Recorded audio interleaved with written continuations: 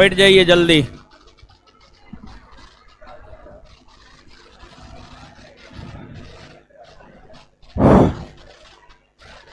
अच्छा, पॉलिटी के बाद जो है कल से जो है सोच रहे हैं पॉलिटी हिस्ट्री दोनों साथ लेकर चले कल से, ठीक है?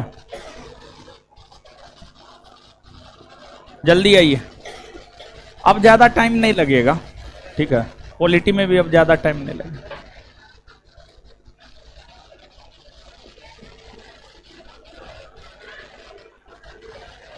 चलिए आ जाइए सब लोग। हेलो हेलो, चलिए आ जाइए। तो सुबह के क्लास में हम लोग प्रधानमंत्री को देखे थे और राज्यसभा को देखे थे। अभी के सेशन में हम लोग लोकसभा को देखेंगे और लोकसभा को देखने के बाद जो है फिर भारत के महान्यायवादी, भारत के नियंत्रक, महालेखा परीक्षक, इन सभी को एक एक करके जो है हम लोग देखेंगे। तो आ जाइए, सब जगह नोटिफिकेशन और दे दीजिए, क्लास शुरू हो गया है।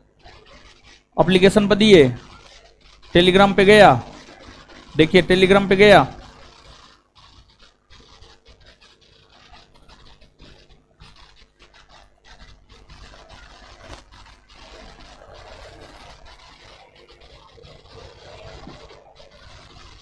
चलिए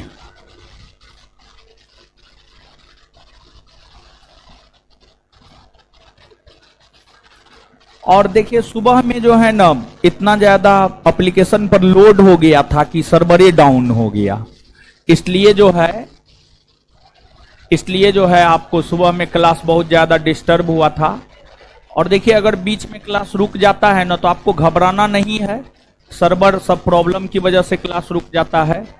आपको जो है टेलीग्राम पर सूचना देखते रहना है, एप्लीकेशन पर नोटिफिकेशन देखते रहना है, और जैसे ही ठीक हुआ वैसे ही क्लास हम फिर से आपको कर दिए। आशा करते हैं सब लोग आ गए हैं, अब पढ़ाना शुरू कर देते हैं क्या, ठीक ना? आ जाइए। अब लोकसभा से संबंधित ये प्रश्न है, और लोकसभा से संबंधित जो ये प्रश्न है, इस प्रश्न के विषय में जो है हम लोग देखते हैं, समझ गए? इस प्रश्न को देखते हैं क्या है नहीं है। देखिए, लोकसभा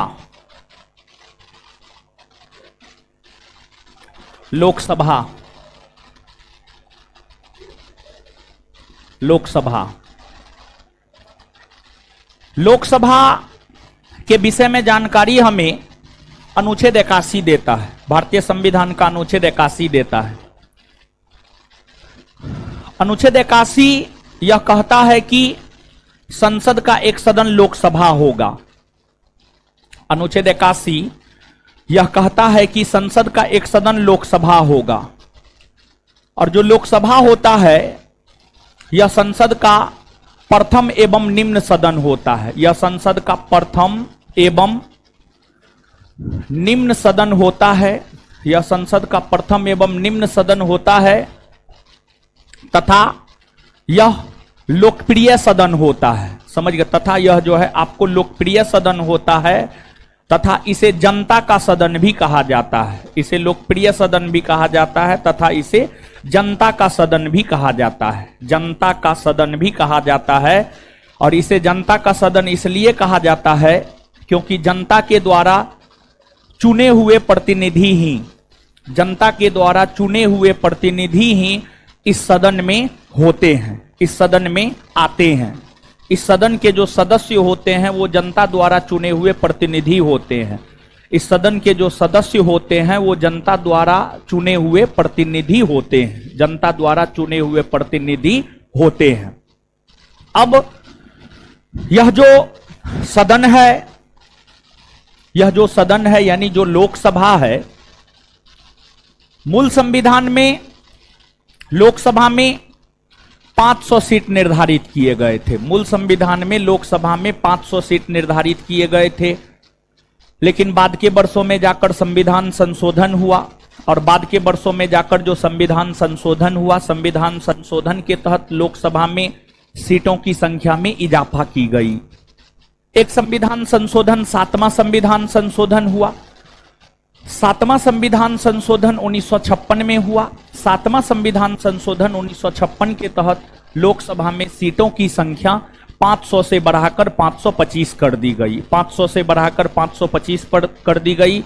और बाद के वर्षों में जाकर एक आपको 31वां संविधान संशोधन हुआ। 31वां संविधान संशोधन 1972 में हुआ और 31वां संविधान संशोधन 1972 के तहत लोकसभा में सीटों की संख्या 525 से बढ़ाकर 545 कर दी गई।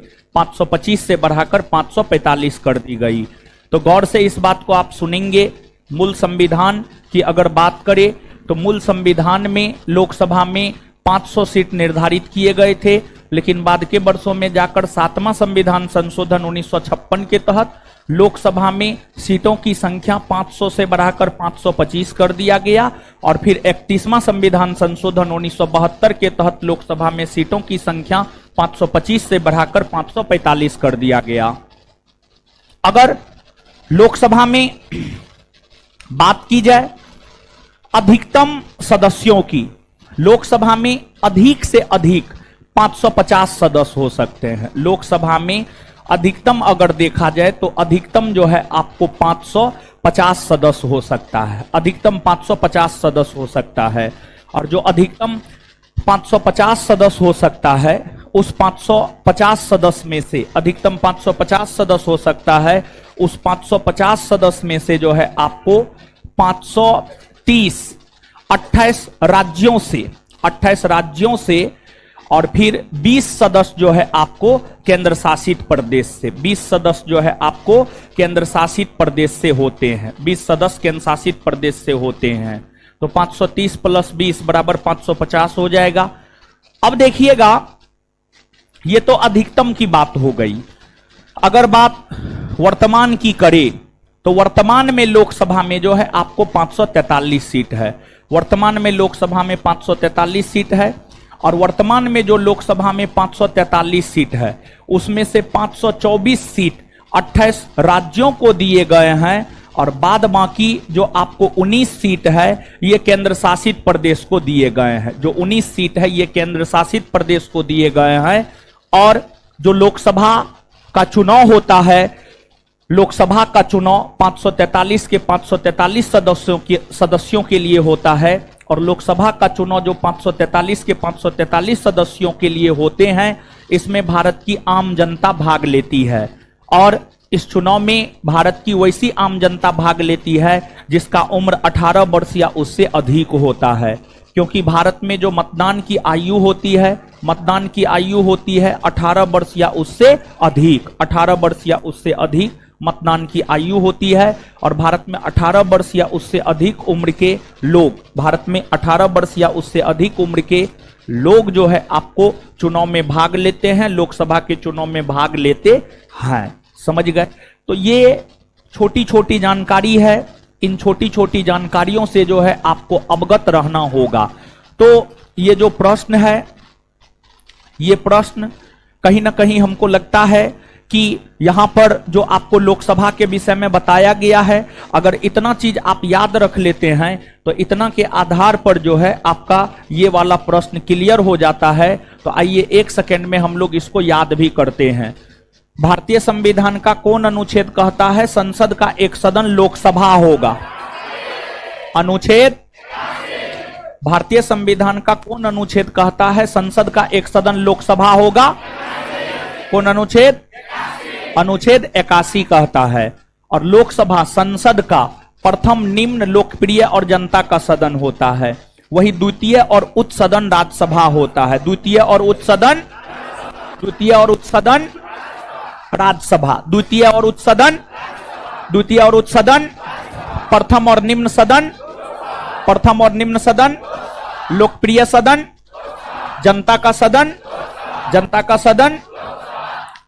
मूल संविधान में लोकसभा में कितने सीट निर्धारित? मूल संविधान में, अच्छा, 7वां संविधान संशोधन 1956 के तहत लोकसभा में सीटों की संख्या 500 से बढ़ाकर कितना कर दी?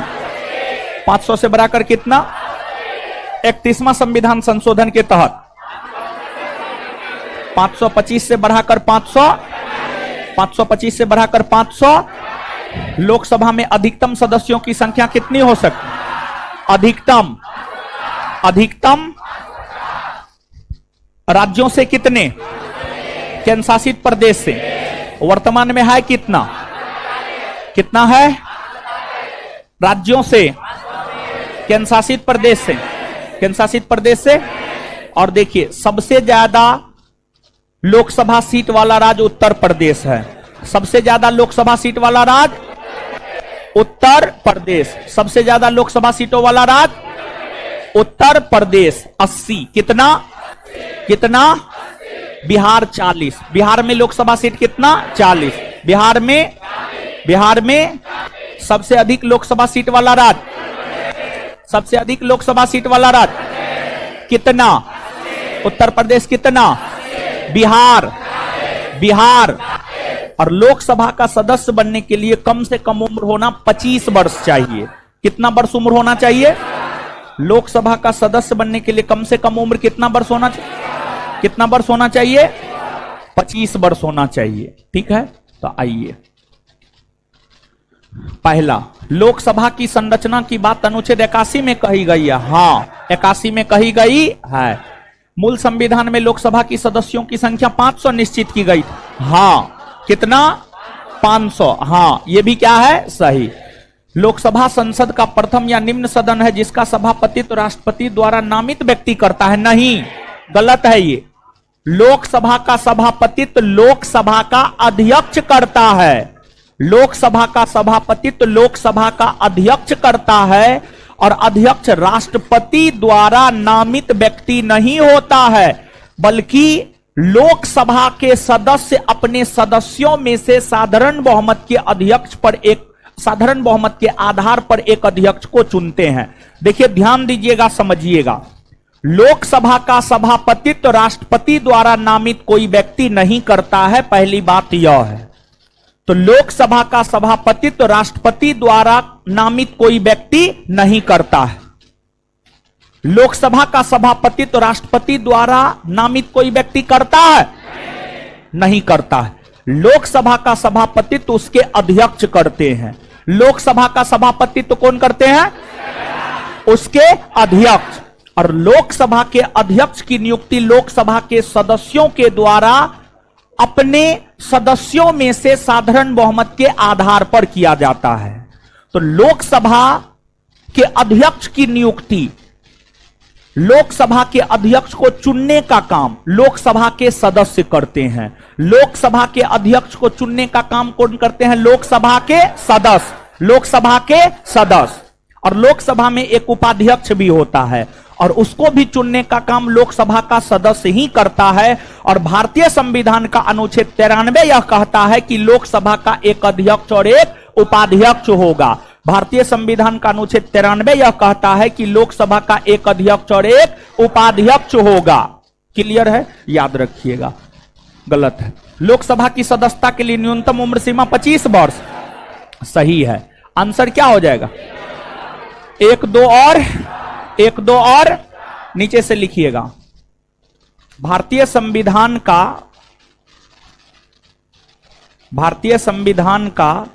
अनुच्छेद 93, भारतीय संविधान का अनुच्छेद 93 यह कहता है कि भारतीय संविधान का अनुच्छेद 93 यह कहता है कि भारतीय संविधान का अनुच्छेद 93 यह कहता है कि भारतीय संविधान का अनुच्छेद 93 यह कहता है कि लोकसभा का एक अध्यक्ष और एक उपाध्यक्ष होगा। लोकसभा का एक अध्यक्ष और एक उपाध्यक्ष होगा। लोकसभा का एक अध्यक्ष और एक उपाध्यक्ष होगा। लोकसभा का एक अध्यक्ष और एक उपाध्यक्ष होगा। लोकसभा का एक अध्यक्ष और एक उपाध्यक्ष होगा। एक अध्यक्ष और एक उपाध्यक्ष होगा। Full stop. उसी में लोकसभा के अध्यक्ष और उपाध्यक्ष को लोकसभा के अध्यक्ष और उपाध्यक्ष को लोकसभा के अध्यक्ष और उपाध्यक्ष को लोकसभा के अध्यक्ष और उपाध्यक्ष को लोकसभा के सदस्यों द्वारा लोकसभा के सदस्यों द्वारा लोकसभा के सदस्यों द्वारा लोकसभा के सदस्यों द्वारा साधारण बहुमत के आधार पर साधारण बहुमत के आधार पर साधारण बहुमत के आधार पर अपने में से चुना जाता है। साधारण बहुमत के आधार पर अपने में से चुना जाता है। साधारण बहुमत के आधार पर अपने में से चुना जाता है। साधारण बहुमत के आधार पर अपने में से चुना जाता है। साधारण बहुमत के आधार पर अपने में से चुना जाता है। Full stop. 93 के बाद एक अनुच्छेद है 94। अनुच्छेद 94 की अगर आप बात करेंगे तो अनुच्छेद 94 यह कहता है कि लोकसभा का अध्यक्ष अपना त्यागपत्र उपाध्यक्ष को और उपाध्यक्ष अपना त्यागपत्र अध्यक्ष को देता है। अनुच्छेद 93 यह कहता है लोकसभा का अध्यक्ष अपना त्यागपत्र उपाध्यक्ष को और उपाध्यक्ष अपना त्यागपत्र अध्यक्ष को देता है। तो नीचे से लिखिएगा, अनुच्छेद 94 यह कहता है कि अनुच्छेद 94 यह कहता है कि अनुच्छेद 94 यह कहता है कि अनुच्छेद 94 यह कहता है कि अनुच्छेद 94 यह कहता है कि लोकसभा का अध्यक्ष अपना त्यागपत्र उपाध्यक्ष को लोकसभा का अध्यक्ष अपना त्यागपत्र उपाध्यक्ष को और उपाध्यक्ष अपना त्यागपत्र अध्यक्ष को देता है। लोकसभा का अध्यक्ष अपना त्यागपत्र उपाध्यक्ष को और उपाध्यक्ष अपना त्यागपत्र अध्यक्ष को देता है और उपाध्यक्ष अपना त्यागपत्र अध्यक्ष को देता है और उपाध्यक्ष अपना त्यागपत्र अध्यक्ष को देता है और उपाध्यक्ष अपना त्यागपत्र अध्यक्ष को देता है। Full stop. और उपाध्यक्ष अपना त्यागपत्र अध्यक्ष को देता है। Full stop. फिर इसके बाद है अनुच्छेद 95। उपाध्यक्ष के अध्यक्ष के रूप में काम करने की शक्ति महत्वपूर्ण है। इसके बाद अनुच्छेद 96। अनुच्छेद 96 यह कहता है, यह महत्वपूर्ण है। अनुच्छेद 96 यह कहता है कि लोकसभा के अध्यक्ष और उपाध्यक्ष को पद से हटाने संबंधी संकल्प अगर लोकसभा में लाया गया हो तो लोकसभा के अध्यक्ष अध्यक्षता नहीं कर सकते हैं या उपाध्यक्ष भी अध्यक्षता नहीं कर सकते हैं। यानी अगर लोकसभा के अध्यक्ष और उपाध्यक्ष को पद से हटाने का संकल्प लाया गया है तो वह अध्यक्षता नहीं कर सकता है। यह बात 96 कहता है, महत्वपूर्ण है, लिखिए अनुच्छेद 96। अनुच्छेद 96 यह अनुच्छेद कहता है कि अनुच्छेद 96 लिखिए डैश देकर, अनुच्छेद 96 लिखिए डैश देकर, अनुच्छेद 96 लिखिए डैश देकर। यह अनुच्छेद कहता है कि अनुच्छेद 96 लिखिए डैश देकर। यह अनुच्छेद कहता है कि यह अनुच्छेद कहता है कि यह अनुच्छेद कहता है कि यह अनुच्छेद कहता है कि कहता है कि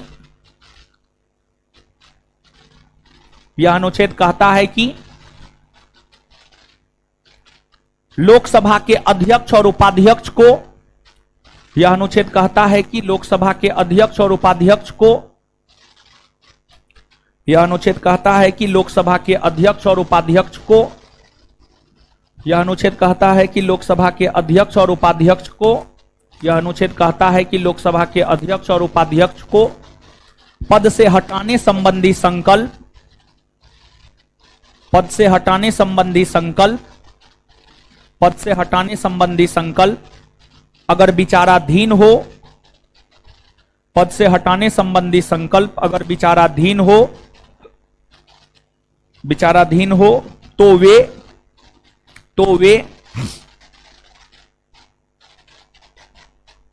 वे पीठासीन अधिकारी के तौर पर काम नहीं कर सकेंगे। तो वे पीठासीन अधिकारी के तौर पर काम नहीं कर सकेंगे।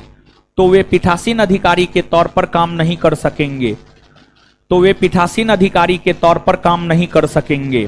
तो वे पीठासीन अधिकारी के तौर पर काम नहीं कर सकेंगे। तो वे पीठासीन अधिकारी के तौर पर काम नहीं कर सकेंगे। तो वे पीठासीन अधिकारी के तौर पर काम नहीं कर सकेंगे। एगो बात ई वाला चीज याद रख लीजिएगा, नीचे से लिखिए।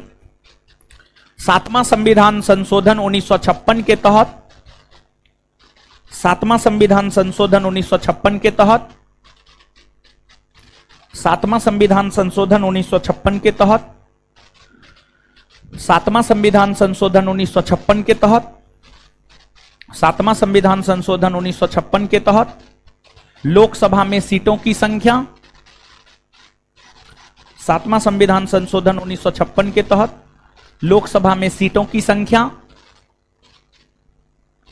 सातवां संविधान संशोधन 1956 के तहत लोकसभा में सीटों की संख्या 500 से बढ़ाकर 525 किया गया। सातवां संविधान संशोधन 1956 के तहत लोकसभा में सीटों की संख्या 500 से बढ़ाकर 525 किया गया, 500 से बढ़ाकर 525 किया गया, 500 से बढ़ाकर 525 किया गया, 500 से बढ़ाकर 525 किया गया। अगला पॉइंट, 31वां संविधान संशोधन 1972 के तहत, 31वां संविधान संशोधन 1972 के तहत, 31वां संविधान संशोधन 1972 के तहत, 31वां संविधान संशोधन 1972 के तहत, 31वां संविधान संशोधन 1972 के तहत लोकसभा में सीटों की संख्या, 31वां संविधान संशोधन 1972 के तहत लोकसभा में सीटों की संख्या 525 से बढ़ाकर 545 किया गया। 31वां संविधान संशोधन 1972 के तहत लोकसभा में सीटों की संख्या 525 से बढ़ाकर 545 किया गया, 525 से बढ़ाकर 545 किया गया, 525 से बढ़ाकर 545 किया गया। चलिए अगला क्वेश्चन पे आते हैं। नए परिसीमन के बाद लोकसभा में अनुसूचित जाति और अनुसूचित जनजाति के लिए क्रमशः कितने सीट आरक्षित की गई? देखिए ध्यान दीजिएगा, अनुसूचित जाति मतलब एससी मतलब शेड्यूल कास्ट, अनुसूचित जनजाति मतलब एसटी मतलब शेड्यूल ट्राइबल। देखिए भारतीय संविधान के अनुच्छेद 330 को आप पढ़ेंगे तो अनुच्छेद 330 हमें यह जानकारी देता है कि लोकसभा में अनुसूचित जाति और अनुसूचित जनजाति के लिए सीट आरक्षित किया जाएगा। यानी लोकसभा में अनुसूचित जाति और अनुसूचित जनजाति के लिए सीट आरक्षित किया जाएगा, यह जानकारी अनुच्छेद 330 देता है। और इसलिए एससी एसटी के लिए सीट आरक्षित रहता है और नए परिसीमन के बाद अनुसूचित जाति के लिए 84 और जनजाति के लिए 47 सीट आरक्षित किए गए हैं। अर्थात इसका उत्तर हो जाएगा आपको 84 और 47। नीचे से लिखिएगा, नीचे से लिखिएगा अनुच्छेद 330 अनुच्छेद 330 लोकसभा में,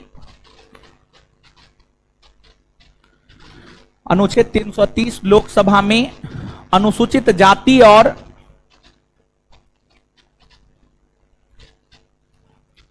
अनुसूचित जाति और अनुसूचित जनजाति, अनुसूचित जाति और अनुसूचित जनजाति, अनुसूचित जाति और अनुसूचित जनजाति के लिए सीटों के आरक्षण का प्रावधान करता है, के लिए सीटों के आरक्षण का प्रावधान करता है, के लिए सीटों के आरक्षण का प्रावधान करता है, के लिए सीटों के आरक्षण का प्रावधान करता है, के लिए सीटों के आरक्षण का प्रावधान करता है। आगे 84वां संविधान संशोधन अधिनियम द्वारा लोकसभा एवं विधानसभाओं की सीटों की संख्या कब तक यथावत रखने का प्रावधान किया गया है? 2026। देखिए 42वां संविधान संशोधन 1976 के तहत गौर कीजिएगा, यहां पर 42वां संविधान संशोधन 1976 के तहत लोकसभा एवं विधानसभाओं की सीटों की संख्या 2001 ईस्वी तक के लिए यथावत रखने का प्रावधान किया गया और फिर बाद में जाकर 84वां संविधान संशोधन 2001 में हुआ और इसके तहत लोकसभा एवं विधानसभाओं की सीटों की संख्या 2026 ईस्वी तक यथावत रखने का प्रावधान किया गया है। तो याद रखिएगा इस बात को। 42वां संविधान संशोधन 1976 के तहत लोकसभा एवं विधानसभा की सीटों की संख्या को कब तक यथावत रखने का प्रावधान किया गया था? 2001। और 84वां संविधान संशोधन के तहत 2026। नेक्स्ट, भारत के संविधान के अनुच्छेद 82 के अनुसार लोकसभा की सीटों का राज्यों के मध्य आवंटन देश के जनगणना के आधार पर है। 1971 के जनगणना के आधार पर, 1971 के जनगणना के आधार पर। और देखिए, राष्ट्रपति के निर्वाचन में जो एमपी और एमएलए के मत का मूल्य निकाला जाता है वह 1971 के जनगणना के आधार पर ही निकाला जाता है। राष्ट्रपति के निर्वाचन में जो एमपी और एमएलए के मत का मूल्य निकाला जाता है वह 1971 के जनगणना के आधार पर ही निकाला जाता है। नेक्स्ट, मिलान करें। सबसे अधिक मतदाता वाला लोकसभा क्षेत्र, देखिए सबसे अधिक मतदाता वाला लोकसभा क्षेत्र है बाहरी दिल्ली। बाहरी दिल्ली, बाहरी दिल्ली। जानते हैं इस एक लोकसभा सीट के लिए 34 लाख लोग मतदान करता है। 34 लाख, 34 लाख। लेकिन सामान्य तौर पर 10 लाख लोग एक लोकसभा क्षेत्र में आते हैं। सामान्य तौर पर एक लोकसभा क्षेत्र में लगभग 10 लाख लोग आते हैं, लगभग 10 लाख लोग आते हैं। लेकिन सबसे अधिक मतदाता वाला लोकसभा क्षेत्र बाहरी दिल्ली है, जहां 34 लाख लोग एक लोकसभा क्षेत्र में आते हैं। तो एक का एक हो जाएगा। सबसे कम मतदाता वाला लोकसभा क्षेत्र लक्षद्वीप। कौन है? लक्षद्वीप। लक्षद्वीप में एक लोकसभा सीट के अंतर्गत मात्र 34,000 लोग आते हैं। समझिए, मात्र 34,000, 33-34,000 लोग आते हैं। समझ गए? तो सबसे कम मतदाता वाला लोकसभा क्षेत्र लक्षद्वीप। क्षेत्रफल के दृष्टि से सबसे बड़ा लोकसभा क्षेत्र लद्दाख। लद्दाख का, पूरे लद्दाख का क्षेत्रफल, जिस लद्दाख में अक्साई चीन भी आता है, पाक ऑक्यूपाइड कश्मीर भी आता है। पूरे लद्दाख का क्षेत्र, जिस लद्दाख में अक्साई चीन भी आता है, पाक ऑक्यूपाइड कश्मीर भी आता है, पाक ऑक्यूपाइड कश्मीर भी आता है, उसका क्षेत्रफल 1,70,000 वर्ग किलोमीटर से अधिक है। 1,70,000 वर्ग किलोमीटर से अधिक है। तो सबसे क्षेत्रफल के दृष्टि से सबसे बड़ा लोकसभा क्षेत्र है लद्दाख, और क्षेत्रफल के दृष्टि से सबसे छोटा लोकसभा क्षेत्र है चांदनी चौक, दिल्ली। मात्र 10 वर्ग किलोमीटर है, मात्र 10 वर्ग किलोमीटर है, मात्र 10 वर्ग किलोमीटर लगभग। तो आंसर हो जाएगा 1, 3, 2, 4, 1, 3, 2, 4, 1, 3, 2, 4। याद रख लीजिएगा, डाटा है, पूछा जाता है, याद रखना है। तो एक बार बताइए, सबसे अधिक मतदाता वाला लोकसभा क्षेत्र, सबसे अधिक मतदाता वाला लोकसभा, सबसे कम मतदाता वाला लोकसभा क्षेत्र, सबसे कम मतदाता वाला लोक, क्षेत्रफल की दृष्टि से सबसे बड़ा लोकसभा क्षेत्र, क्षेत्रफल की दृष्टि से सबसे बड़ा लोक, क्षेत्रफल की दृष्टि से सबसे छोटा लोकसभा क्षेत्र कौन है? चलिए आगे आ जाइए। संविधान का 104वां संशोधन निम्नलिखित में से किस एक से संबंधित नहीं है? पहला, इस अधिनियम के तहत भारतीय संविधान के अनुच्छेद 334 में संशोधन किया गया, ई सही है। 104वां संविधान संशोधन अधिनियम के तहत अनुच्छेद 334 में संशोधन किया गया, और अनुच्छेद 334 में संशोधन करते हुए एससी और एसटी के आरक्षण की सीमा को 10 वर्ष बढ़ाकर 2030 तक के लिए कर दिया गया है। सुनिएगा ध्यान से, 104वां संविधान संशोधन अधिनियम के तहत अनुच्छेद 334 में संशोधन हुए हैं, और अनुच्छेद 334 में संशोधन करते हुए एससी और एसटी के लिए आरक्षण की सीमा को 10 वर्षों के लिए बढ़ाकर 2030 ईस्वी तक के लिए कर दिया गया है। क्लियर है? इसके बाद 104वां संविधान संशोधन अधिनियम में और भी प्रावधान थे, ऑप्शन पर आते हैं, देखते हैं क्या है। ये तो सही है। इसके तहत मतदाताओं की आयु सीमा संशोधन करते हुए 18 वर्ष निश्चित की गई नहीं। देखिए, मतदाताओं की आयु सीमा संशोधन करते हुए जो 18 वर्ष की गई है वह 61वां संविधान संशोधन के तहत किया गया है। देखिए, 61वां संविधान संशोधन 1988 में आया था, 61वां संविधान संशोधन 1988 में आया था और यह लागू 1989 में हुआ है। लागू 1989 में हुआ है। 61वां संविधान संशोधन आया है 1988 में और 61वां संविधान संशोधन 1988 के तहत मतदान की आयु जो है 21 वर्ष से घटाकर 18 वर्ष कर दिया गया। इस समय देश के प्रधानमंत्री हुआ करते थे राजीव गांधी हुआ करते थे और यह अधिनियम लागू हुआ है 1989। तो 61वां संविधान संशोधन 1989 के तहत मतदान की आयु 21 वर्ष से घटाकर 18 वर्ष किया गया है। तो 104 के तहत ही नहीं हुआ है। और पूछा जा रहा है कौन संबंधित नहीं है, मतलब कौन गलत है, तो गलत यही है। आंसर क्या हो जाएगा? बी। लोकसभा और विधानसभाओं में अनुसूचित जातियों एवं जनजातियों के लिए आरक्षण अगले 10 वर्षों की अवधि के लिए बढ़ा दिया गया। हाँ, इसके तहत हुआ है, ये सही है, ये समझ गए। तो आंसर इसका क्या हो जाएगा? बी। नीचे से लिखिए 61वां संविधान संशोधन 1988 के तहत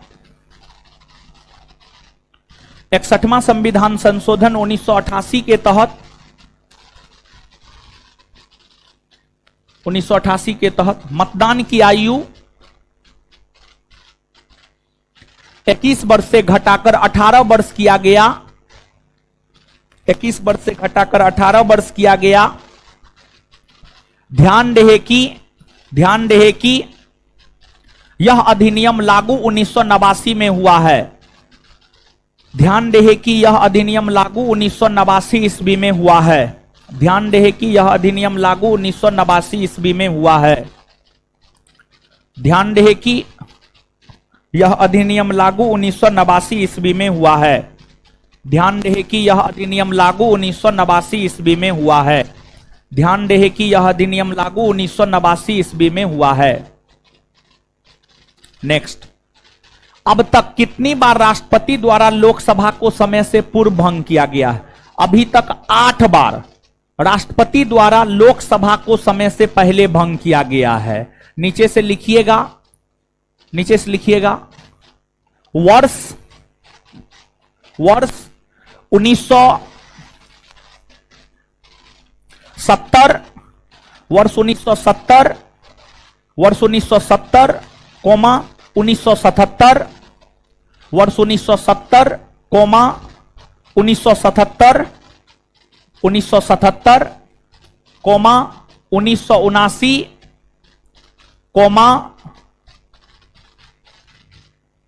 1984, 1989, 1984, 1989, 1991, 1991, 1991, 1997, 1997, 1999। 8 गो हुआ, हो गया होगा, ठीक है। यही 8 वर्ष है जब लोकसभा को समय से पहले राष्ट्रपति के द्वारा भंग कर दिया गया है।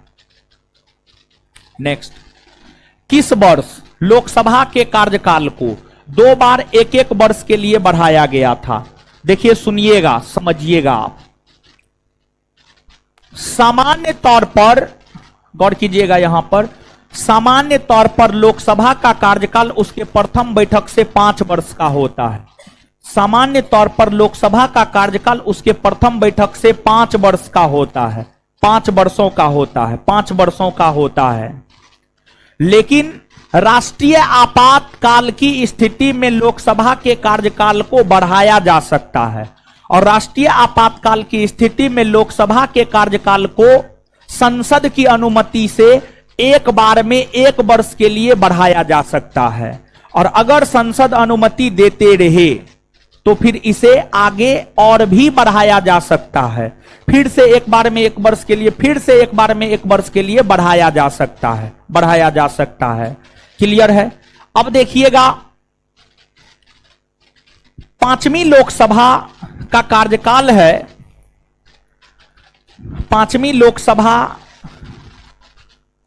के लिए चुनाव 1971 में हुए। इसका कार्यकाल था 1971 से 1976, 1971 से 1976। लेकिन 5वीं लोकसभा के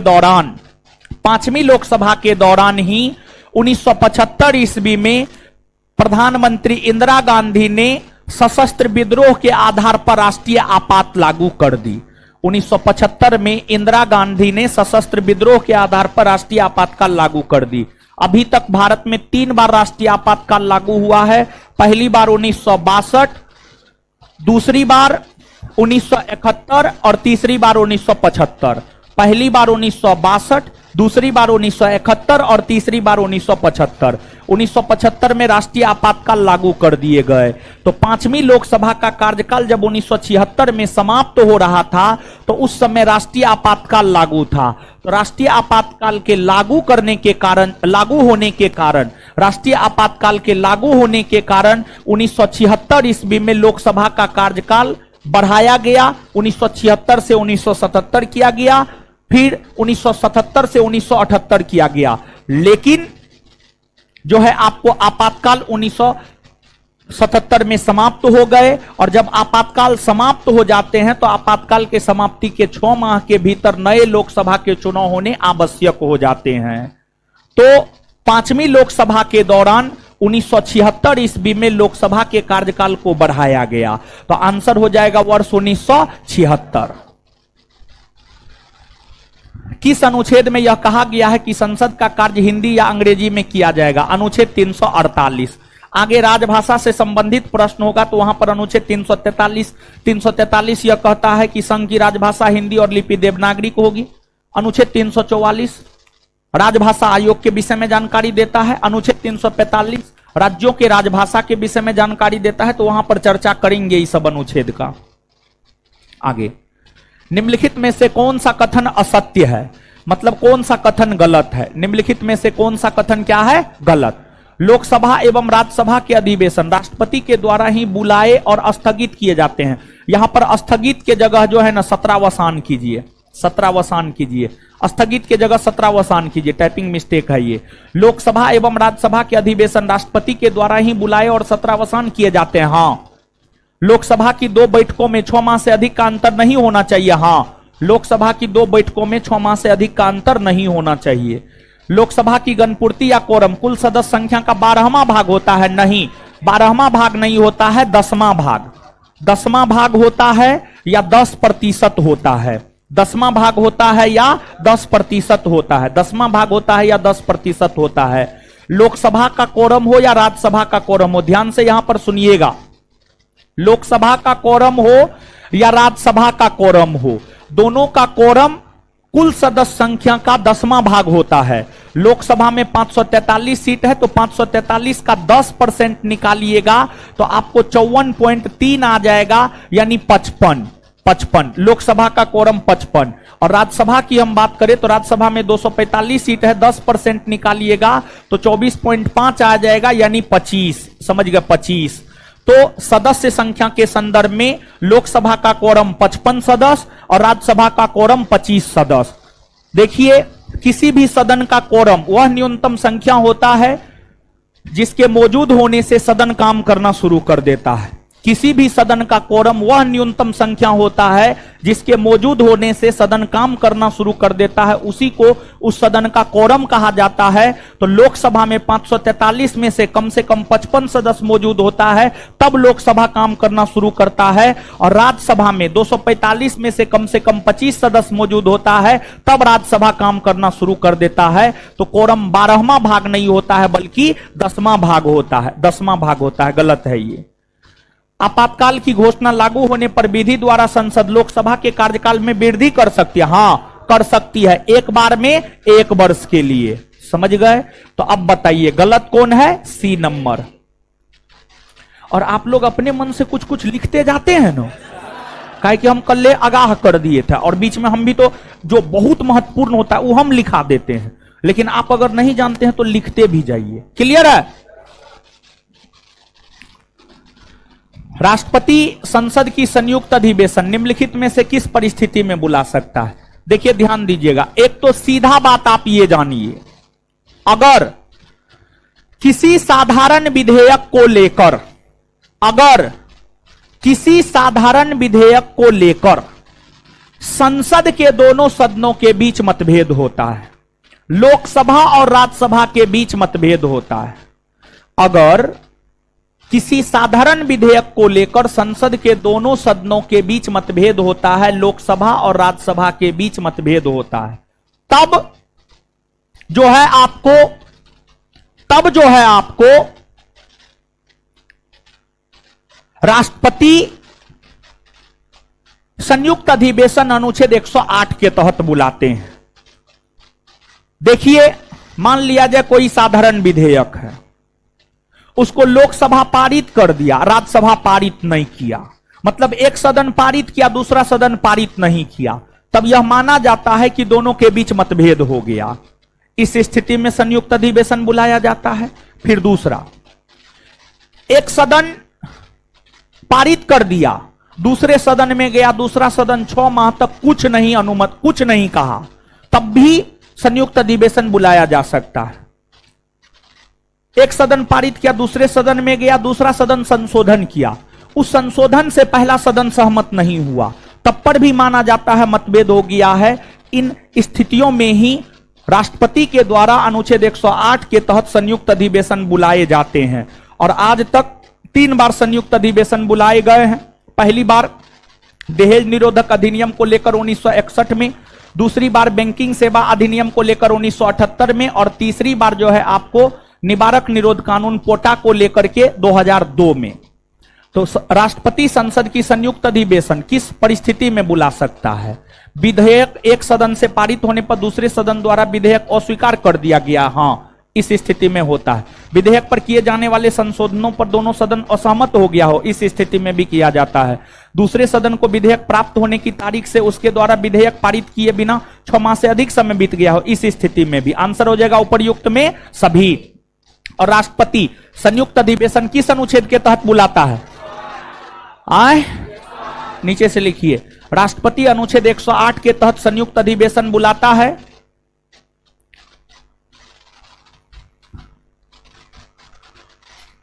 राष्ट्रपति अनुच्छेद 108 के तहत संयुक्त अधिवेशन बुलाता है। राष्ट्रपति अनुच्छेद 108 के तहत संयुक्त अधिवेशन बुलाता है। राष्ट्रपति अनुच्छेद 108 के तहत संयुक्त अधिवेशन बुलाता है। अभी तक 3 बार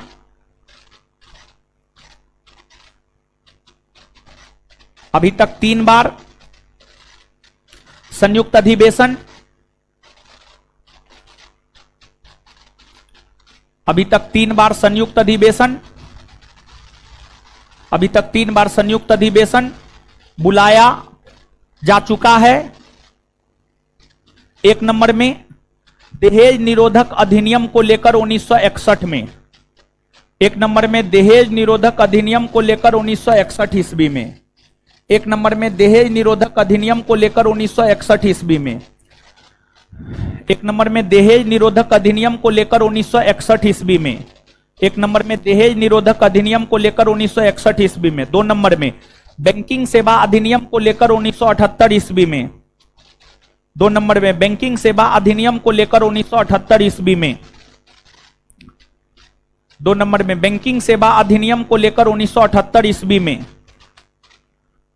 2 नंबर में बैंकिंग सेवा अधिनियम को लेकर 1978 ईस्वी में, 1978 ईस्वी में। 3 नंबर में निवारक निरोध कानून पोटा को लेकर पीओटीए, निवारक निरोध कानून पोटा को लेकर, निवारक निरोध कानून पोटा को लेकर,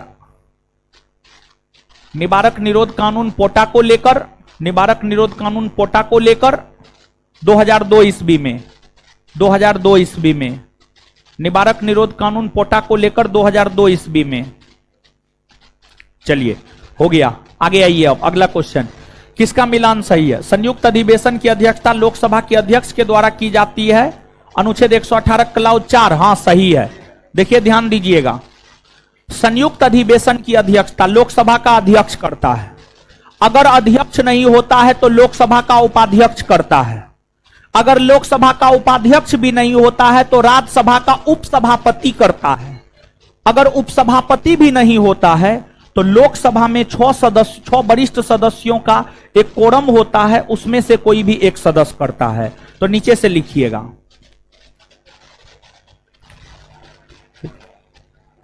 लोकसभा के अध्यक्ष के नहीं होने पर, लोकसभा के अध्यक्ष के नहीं होने पर, लोकसभा के अध्यक्ष के नहीं होने पर उपाध्यक्ष, लोकसभा के अध्यक्ष के नहीं होने पर उपाध्यक्ष, लोकसभा के अध्यक्ष के नहीं होने पर उपाध्यक्ष संयुक्त अधिवेशन की अध्यक्षता करता है, संयुक्त अधिवेशन की अध्यक्षता करता है, संयुक्त अधिवेशन की अध्यक्षता करता है, संयुक्त अधिवेशन की अध्यक्षता करता है। लेकिन अगर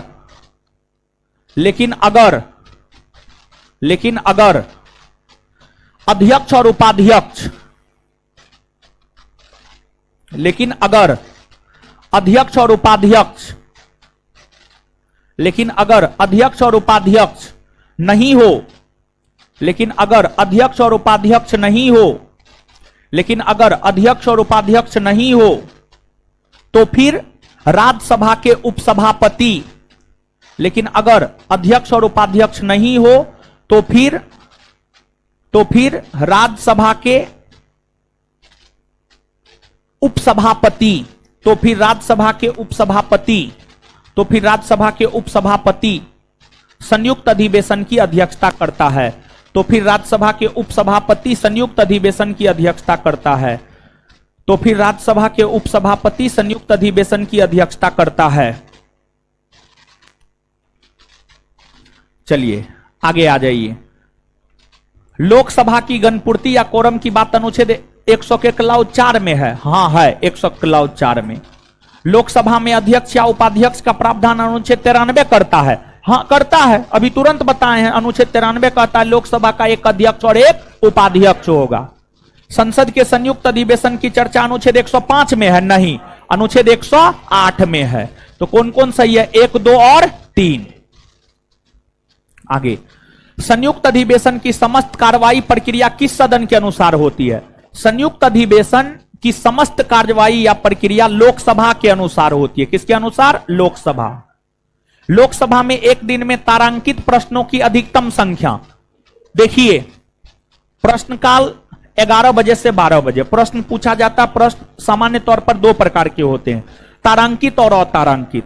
तारांकित प्रश्न उस प्रश्न को कहा जाता है जिसका जवाब मौखिक देना होता है, और तारांकित प्रश्न पर पूरक प्रश्न पूछे जा सकते हैं।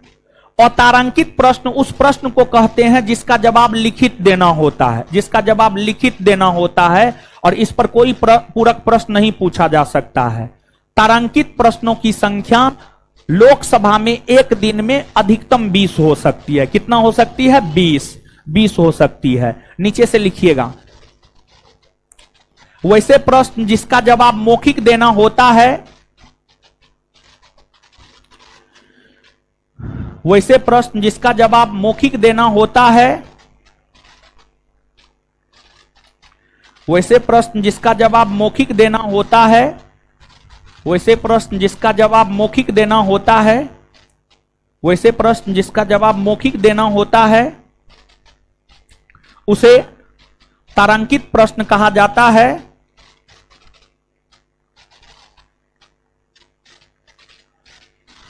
उसे तारांकित प्रश्न कहा जाता है। इस प्रश्न पर पूरक प्रश्न पूछा जा सकता है। इसको लेकर पूरक प्रश्न पूछा जा सकता है। इसको लेकर पूरक प्रश्न पूछा जा सकता है। इसको लेकर पूरक प्रश्न पूछा जा सकता है।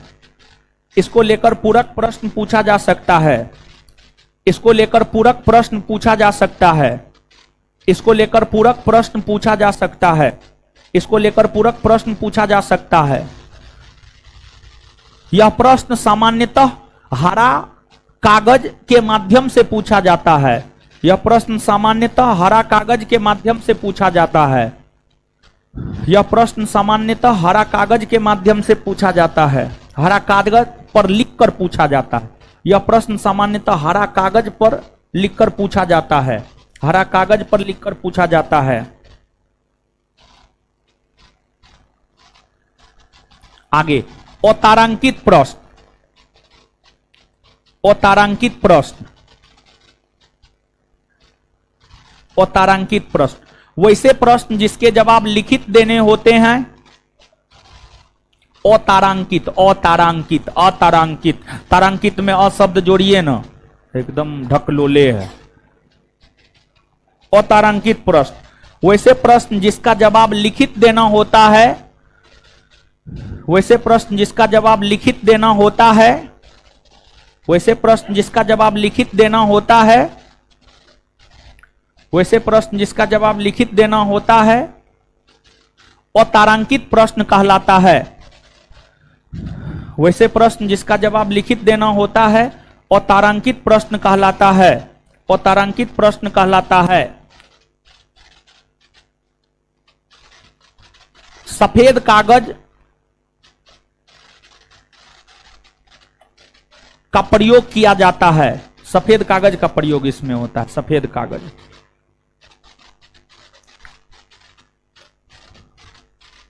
चलिए आगे आ जाइए। निम्न में कौन सा कथन सही है? धन विधेयक के संबंध में लोकसभा का निर्णय अंतिम होता है। हां देखिए, लोकसभा के अध्यक्ष अगर किसी विधेयक को धन विधेयक कह दिया तो उसको सुप्रीम कोर्ट में भी चुनौती नहीं दिया जा सकता है। बाद बाकी जगह तो छोड़िए, सुप्रीम कोर्ट में भी चुनौती नहीं दिया जा सकता है। धन विधेयक के संदर्भ में लोकसभा को विशेषाधिकार प्राप्त होता है।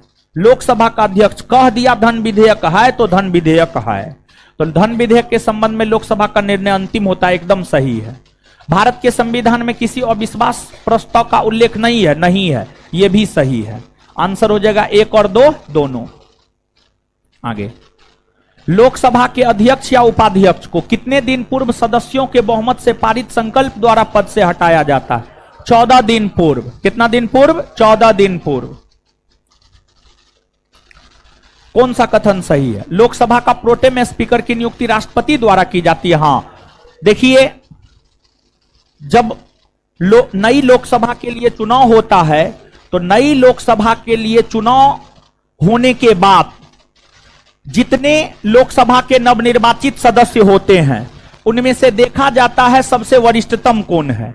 जो सबसे वरिष्ठतम होता है उसे प्रोटेम स्पीकर के तौर पर नियुक्त राष्ट्रपति कर देते हैं, और प्रोटेम स्पीकर का काम होता है लोकसभा के नवनिर्वाचित सदस्यों को शपथ दिलाना।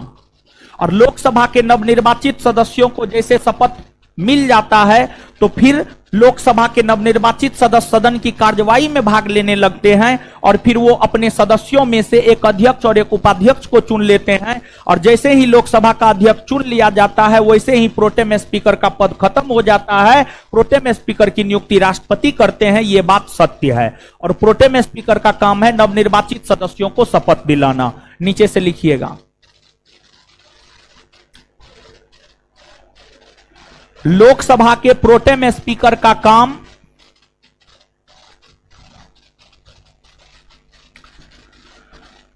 लोकसभा के प्रोटेम स्पीकर का काम लोकसभा के प्रोटेम स्पीकर का काम प्रोटेम स्पीकर का काम लोकसभा के नवनिर्वाचित सदस्यों को शपथ दिलाना है। लोकसभा के प्रोटेम स्पीकर का काम लोकसभा के नवनिर्वाचित सदस्यों को शपथ दिलाना है।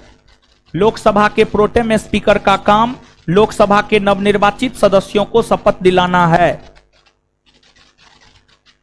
लोकसभा के प्रोटेम स्पीकर का काम लोकसभा के नवनिर्वाचित सदस्यों को शपथ दिलाना है। आगे, लोकसभा के अध्यक्ष के रूप में शपथ नहीं लेता है, सही है ये। लोकसभा के अध्यक्ष के रूप में शपथ नहीं लेता है, बल्कि लोकसभा के सदस्य के तौर पर शपथ लेता है। तो लोकसभा के अध्यक्ष का शपथ नहीं होता है, बल्कि लोकसभा के अध्यक्ष लोकसभा के सदस्य के तौर पर शपथ लेता है। तो नीचे से लिखिएगा, लोकसभा के अध्यक्ष का शपथ नहीं होता है। नेक्स्ट पॉइंट, लोकसभा के अध्यक्ष का शपथ नहीं होता है। लोकसभा के अध्यक्ष का शपथ नहीं होता है। लोकसभा के अध्यक्ष का शपथ नहीं होता है। लोकसभा के अध्यक्ष का शपथ नहीं होता है। लोकसभा के अध्यक्ष का शपथ नहीं होता है। Full stop. उसी में लोकसभा के अध्यक्ष लोकसभा के सदस्य के तौर पर शपथ लेते हैं। लोकसभा के अध्यक्ष लोकसभा के सदस्य के तौर पर शपथ लेते हैं। लोकसभा के अध्यक्ष लोकसभा के सदस्य के तौर पर शपथ लेते हैं। लोकसभा के अध्यक्ष लोकसभा के सदस्य के तौर पर शपथ लेते हैं। लोकसभा के सदस्य के तौर पर शपथ लेते हैं। चलिए आगे आइए। अध्यक्ष को निर्णायक मत देने का अधिकार अनुच्छेद 100 का क्लॉज 1 देता है। हां देखिए, जब कोई विधेयक लोकसभा में आता है ना, तो उस पर चर्चा होता है, मतदान होता है। लोकसभा का अध्यक्ष उस पर मतदान नहीं करता है, लेकिन पक्ष विपक्ष में बराबर की स्थिति हो जाती है, तब जाकर के अध्यक्ष निर्णायक मत डालते हैं, अदरवाइज नहीं डालते हैं। प्रथम लोकसभा उपाध्यक्ष अनंत सैनम थे। हां, प्रथम लोकसभा अध्यक्ष गणेश वासुदेव मौलंकर और उपाध्यक्ष अनंत सैनम आयंगर थे। सही है, टेस्ट डिस्कशन में बताए हैं, आज बताए हैं, फिर अभी बताए हैं। इतना के बावजूद अगर आपको याद नहीं हुआ है तो आप प्योर बरदराज हैं, आपका कुछ नहीं हो सकता है, समझ गए। उपर्युक्त में सभी। हुकम सिंह होगा। निम्नलिखित में से कौन कभी लोकसभा के अध्यक्ष पद पर आसीन नहीं हुए? के संथानम। बलराम जाखड़ 7वीं और 8वीं लोकसभा के अध्यक्ष रहे हैं। रवि राय 9वीं लोकसभा के अध्यक्ष रहे हैं। हुकुम सिंह 3री लोकसभा के अध्यक्ष रहे हैं। के संथानम कभी भी लोकसभा के अध्यक्ष नहीं रहे हैं। आगे, लोकसभा अध्यक्ष द्वारा संपादित निम्नलिखित कार्य में कौन सा एक नहीं है? कौन एक नहीं है? यानी कौन ऐसा काम है जो लोकसभा का अध्यक्ष का नहीं है? कौन ऐसा काम है जो लोकसभा के अध्यक्ष का नहीं है? संसद व राष्ट्रपति के मध्य होने वाला पत्र व्यवहार करना, यह काम लोकसभा के अध्यक्ष का है। कोई विधेयक धन विधेयक है या नहीं, इसका निर्णय करना, यह काम लोकसभा के अध्यक्ष का है। वह विचाराधीन विधेयक पर बहस रुकवा सकता है। हां, रुकवा सकता है, यह भी है। किसी संसद सदस्य की योग्यता अथवा अयोग्यता से संबंधित प्रश्न पर अंतिम निर्णय लोकसभा अध्यक्ष करता है। नहीं, यही नहीं है, आंसर यही होगा, डी। अब समझिएगा, यहां पर किसी संसद सदस्य की योग्यता अथवा अयोग्यता से संबंधित प्रश्न पर अंतिम निर्णय चुनाव आयोग के सलाह पर राष्ट्रपति करते हैं। चुनाव आयोग के सलाह पर राष्ट्रपति करते हैं, ना कि लोकसभा का अध्यक्ष करता है। नीचे से लिखिएगा, आंसर यही होगा, यही गलत है। किसी संसद सदस्य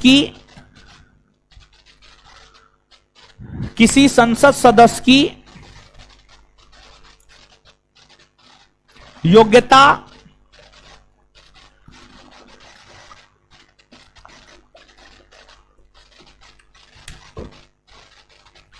किसी संसद सदस्य की योग्यता अथवा अयोग्यता से संबंधित प्रश्न पर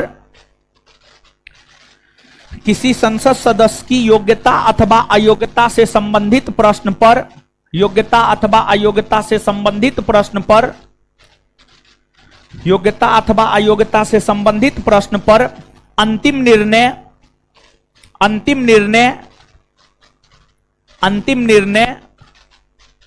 चुनाव आयोग के सलाह पर अंतिम निर्णय चुनाव आयोग के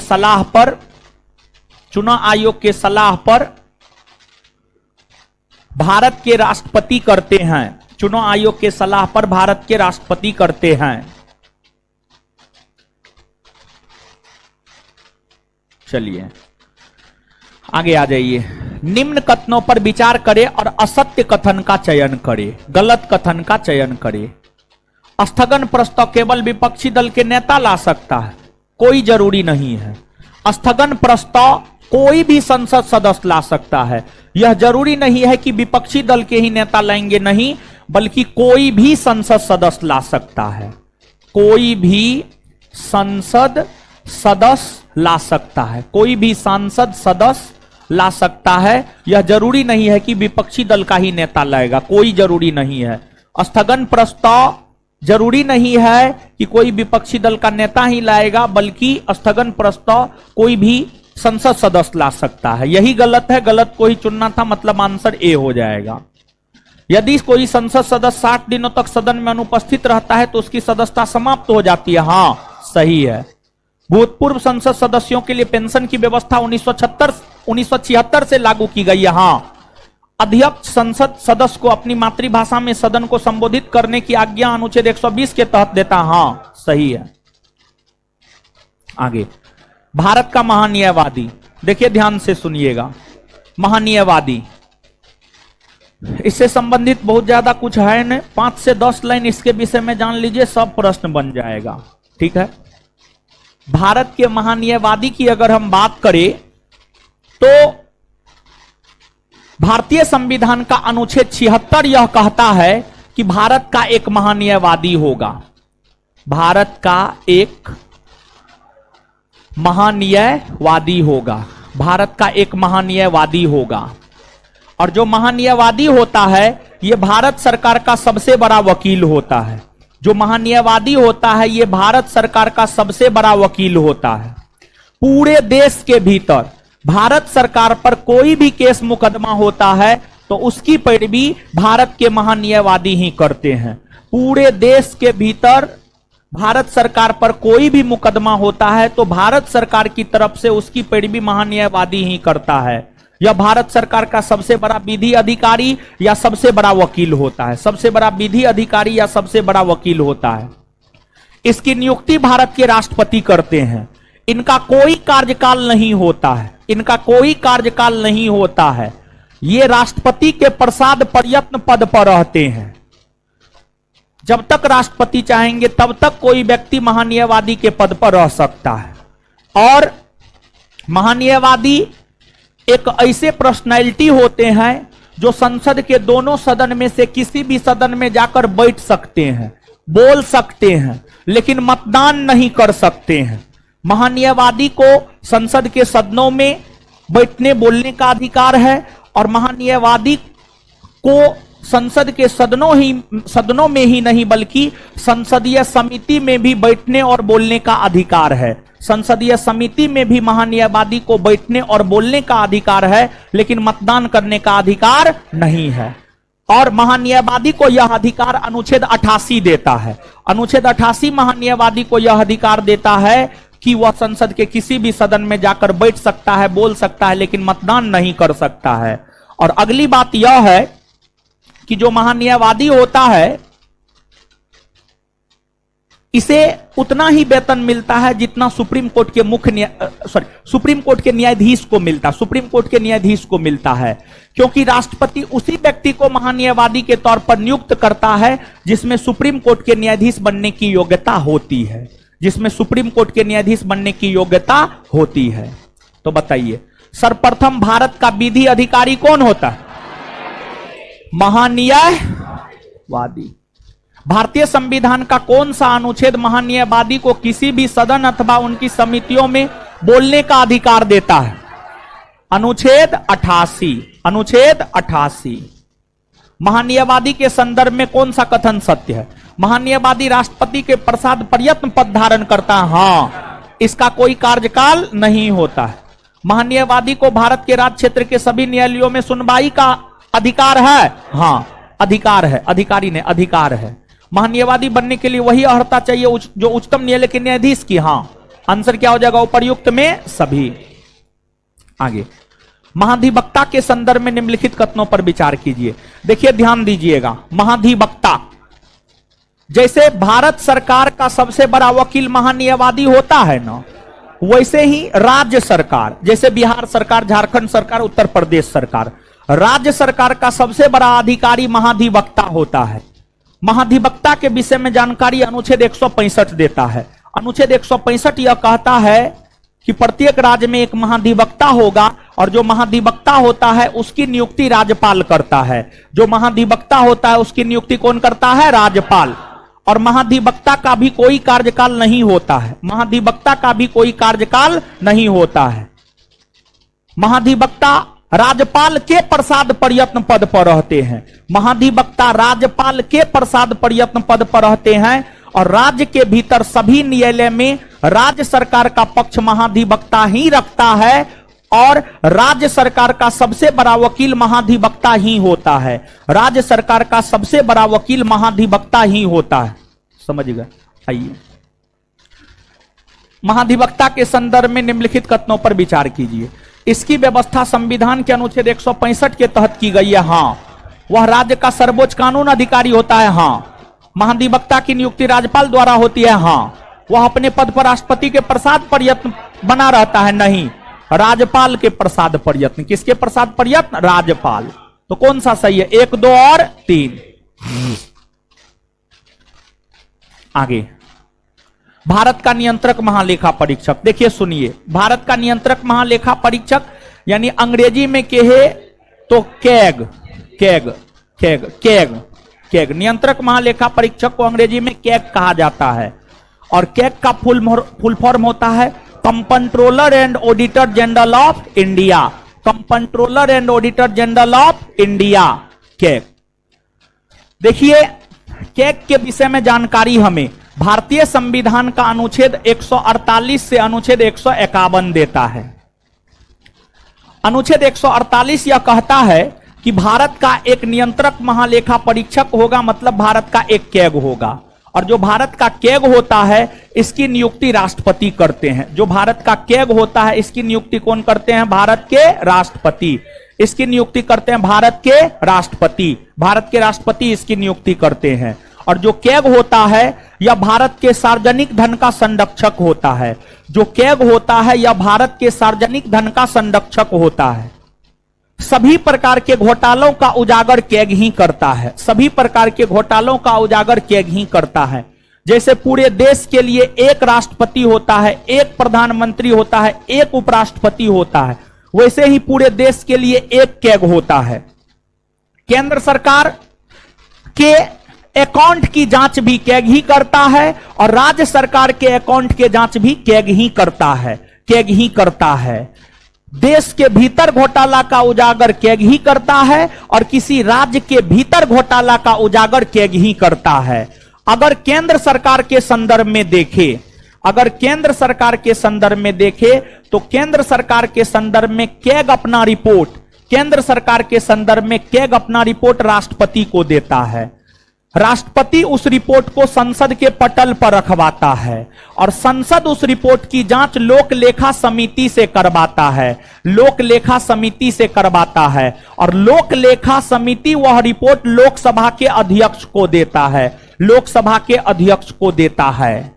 वही राज्य के संदर्भ में कैग, राज्य के संदर्भ में कैग अपना रिपोर्ट राज्यपाल को देता है। राज्यपाल उस रिपोर्ट को राज्य विधानमंडल के पटल पर रखवाता है और राज्य विधानमंडल उस रिपोर्ट की जांच विधानसभा के अध्यक्ष से करवाता है। विधानसभा के अध्यक्ष से करवाता है। विधानसभा के अध्यक्ष से करवाता है। और कैग जो अपना रिपोर्ट देता है अनुच्छेद 151 के तहत कैग अपना रिपोर्ट देता है। कैग अपना रिपोर्ट अनुच्छेद 151 के तहत देता है और कैग के कार्य अधिकार शक्ति के विषय में जानकारी हमें अनुच्छेद 149 देता है। कैग के कार्य अधिकार शक्ति, कैग के कार्य अधिकार शक्ति, कार्य अधिकार शक्ति के विषय में जानकारी अनुच्छेद 149 देता है। तो कैग, भारत का एक कैग होगा, यह बात अनुच्छेद 148 कहता है। कैग के कार्य अधिकार शक्ति 149 और कैग अपना रिपोर्ट जो देता है यह जानकारी अनुच्छेद 151। वर्तमान में भारत के कैग हैं कौन? तो वर्तमान में भारत के कैग है गिरीश चंद्र मुर्मू और भारत के महान्यायवादी हैं R Venkataramani. R Venkataramani. Clear है? तो आइएगा 1 मिनट में। भारत सरकार के सार्वजनिक धन का संरक्षक कौन होता है? कौन होता है? भारत सरकार के, भारत सरकार में भारत के सार्वजनिक धन के संरक्षक कौन होते हैं? कैग की नियुक्ति कौन करता है? कैग की नियुक्ति राष्ट्रपति कौन अनुच्छेद के तहत? 100। कैग के कार्य अधिकार शक्ति के विषय में जानकारी कौन अनुच्छेद? 100। कैग जो अपना रिपोर्ट देता है उस विषय में जानकारी कौन अनुच्छेद? कैग जो अपना रिपोर्ट देता है उस विषय में जानकारी कौन अनुच्छेद? 151। केंद्र सरकार के संदर्भ में कैग अपना रिपोर्ट किसे देता है? राष्ट्रपति उसको कहां रखवाता है? संसद उसकी जांच किससे करवाता है? किससे करवाता है? राज्य के संदर्भ में कैग अपना रिपोर्ट किसे देता है? राज्य के संदर्भ में कैग अपना रिपोर्ट किसे देता है? राज्यपाल उसे कहां रखवाता है? विधानमंडल उसकी जांच किससे करवाता है? विधान मंडल उसकी जांच लोक लेखा समिति से करवाता, राज्य के लोक लेखा समिति से करवाता है, सॉरी, विधान मंडल उस रिपोर्ट की जांच राज्य के लोक लेखा समिति से करवाता है और राज्य के लोक लेखा समिति अपना रिपोर्ट विधानसभा के अध्यक्ष को देता है। इसमें थोड़ा सुधार कर लीजिएगा, ठीक है, यह बात याद रखना जरूरी है। राज्य के संदर्भ में कैग अपना रिपोर्ट राज्यपाल को देता है, राज्यपाल विधानमंडल के समक्ष रखवाता है, विधानमंडल की इसकी जांच लोक लेखा समिति से करवाता है और वह अपना रिपोर्ट विधानसभा के अध्यक्ष को सौंपता है। क्लियर है? याद रखिएगा, नीचे से लिखिएगा, नीचे से लिखिएगा। केंद्र के संदर्भ में कैग अपना रिपोर्ट राष्ट्रपति को देता है,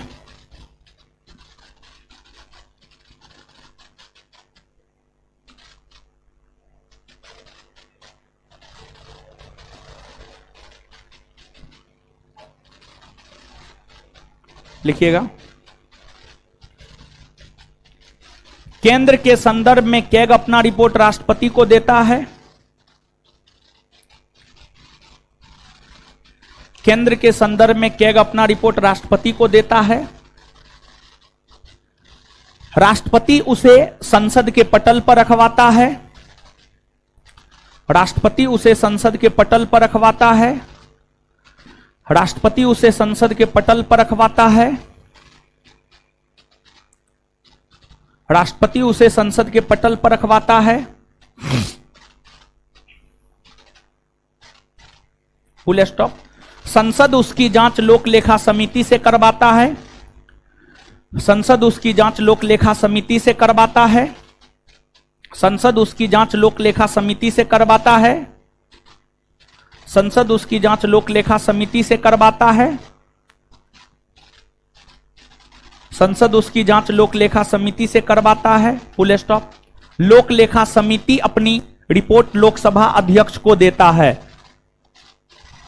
लोक लेखा समिति अपनी रिपोर्ट लोकसभा अध्यक्ष को देता है, लोक लेखा समिति अपनी रिपोर्ट लोकसभा अध्यक्ष को देता है, लोक लेखा समिति अपनी रिपोर्ट लोकसभा अध्यक्ष को देता है, लोकसभा अध्यक्ष को देता है। आगे आगे, राज्य के संदर्भ में कैग, राज्य के संदर्भ में कैग अपना रिपोर्ट, राज्य के संदर्भ में कैग अपना रिपोर्ट, राज्य के संदर्भ में कैग अपना रिपोर्ट राज्यपाल को देता है, राज्य के संदर्भ में कैग अपना रिपोर्ट राज्यपाल को देता है, राज्यपाल को देता है, फुल स्टॉप। राज्यपाल राज्यपाल राज्यपाल राज्यपाल विधानमंडल के पटल पर रखवाता है,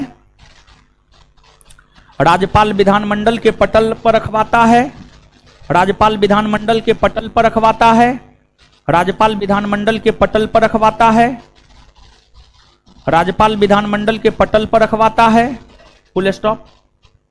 राज्य विधानमंडल उसकी जांच राज्य के लोक लेखा समिति से करवाता है, राज्य विधानमंडल उसकी जांच, राज्य विधानमंडल उसकी जांच,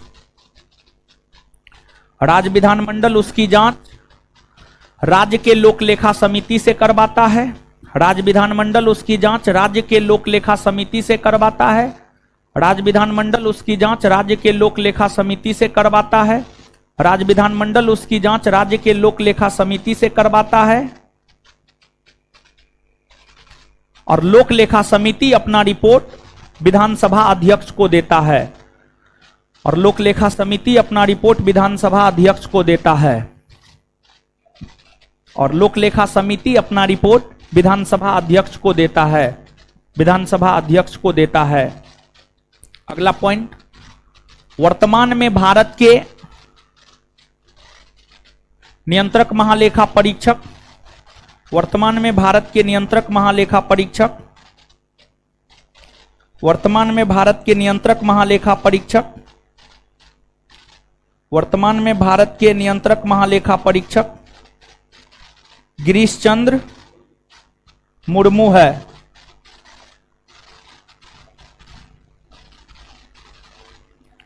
गिरीश चंद्र मुर्मू है। वर्तमान में भारत के नियंत्रक महालेखा परीक्षक गिरीश चंद्र मुर्मू है। वही भारत के प्रथम नियंत्रक महालेखा परीक्षक नरहरि राव थे। वहीं भारत के प्रथम नियंत्रक महालेखा परीक्षक नरहरि राव थे।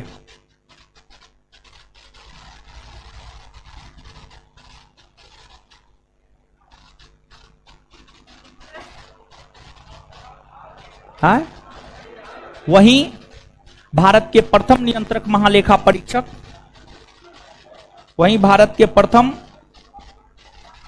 नियंत्रक महालेखा परीक्षक वहीं भारत के प्रथम नियंत्रक महालेखा परीक्षक नरहरि राव थे। नरहरि राव थे। नेक्स्ट लिखिएगा, नेक्स्ट लिखिएगा।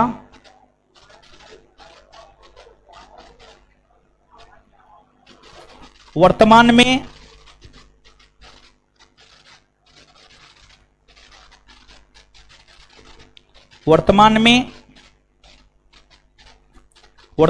भारत के महान्यायवादी आर वेंकट रमनी है।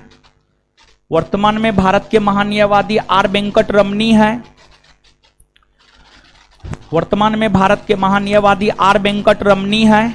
वर्तमान में भारत के महान्यायवादी आर वेंकट रमनी है। तथा भारत के प्रथम महान्यायवादी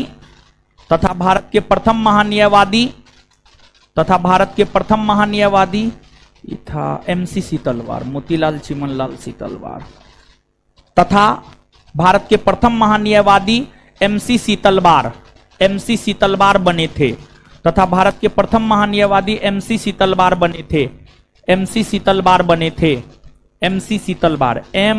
सीतलवार, मोतीलाल चिमनलाल सीतलवार।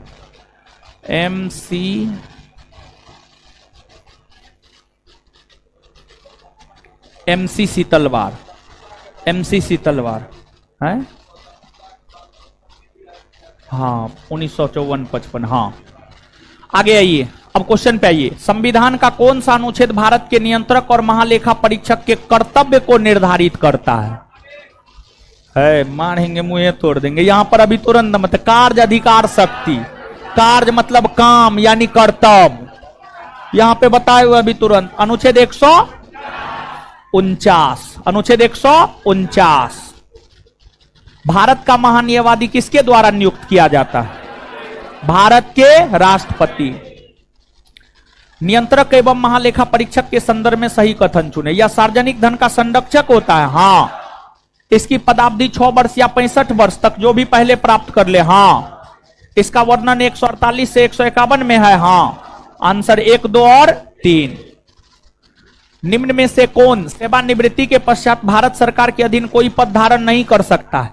भारत का नियंत्रक महालेखा परीक्षक। भारत का नियंत्रक महालेखा परीक्षक। भारत के नियंत्रक एवं महालेखा परीक्षक के संबंध में कौन सा कथन सही नहीं है? मतलब कौन सा कथन गलत है? देखिए, भारत तथा प्रत्येक राज्य एवं प्रत्येक संघ राज्य क्षेत्र की संचित निधि से किए गए सभी व्यय विधि के अधीन हुए इसकी जांच करता है। सही है। कैग से केंद्र सरकार के लेखाओं से संबंधित प्रतिवेदन राष्ट्रपति को सौंपता है। हाँ। कैग के दिए प्रतिवेदनों को संसद के पटल पर लोकसभा अध्यक्ष रखवाता है? नहीं, संसद के पटल पर राष्ट्रपति रखता है। कौन? राष्ट्रपति। अभी तुरंत न बताए हैं, लिखाए हैं। गलत है ये। कैग को भारत के सर्वोच्च न्यायालय के न्यायाधीश की भांति पद से हटाया जाता। हाँ सही है ये। आंसर हो जाएगा सी। क्या हो जाएगा? सी। भारत का नियंत्रक एवं महालेखा परीक्षक निम्नलिखित का एक मित्र, गाइड एवं मार्गदर्शक के तौर पर काम करता। लोकलेखा समिति। लोकलेखा समिति कैग को कौन सा प्रतिवेदन सौंपता है? कैग राष्ट्रपति को कौन सा प्रतिवेदन सौंपता है?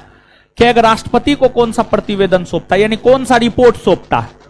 विनियोग लेखाओं पर लेखा परीक्षक रिपोर्ट। हाँ। वित्त लेखाओं पर लोक परीक्षा रिपोर्ट। हाँ। सरकारी उपक्रमों पर लेख परीक्षा रिपोर्ट। हाँ। उपर्युक्त में सब रिपोर्ट सौंपता है। चलिए आगे है भारत की संचित निधि। चलिए अब आप सब लोग जानते हैं कि आज जो है 7 बजे से क्वेश्चन बैंक वितरण होगा, इसलिए जो है क्लास अभी छोड़ रहे हैं। अब ध्यान से सुनिए, लड़का लोग निकल जाइए, लड़की लोग बैठे रहिएगा। ठीक है, लड़का लोग निकल जाइए, लड़की लोग बैठे रहिएगा। अब लड़का लोग सुन लीजिए पहले, तब जाइएगा। थोड़ा सा जो है कल के क्लास को लेकर के जो है थोड़ा सा टेलीग्राम चैनल देख लीजिएगा। ऐसे अगर टेलीग्राम चैनल पर कोई मैसेज नहीं जाता है क्लास को लेकर के, तो आपका क्लास 10:30 बजे से होगा। 10 बजे आपको आ जाना है, 10:30 बजे हम शुरू कर देंगे।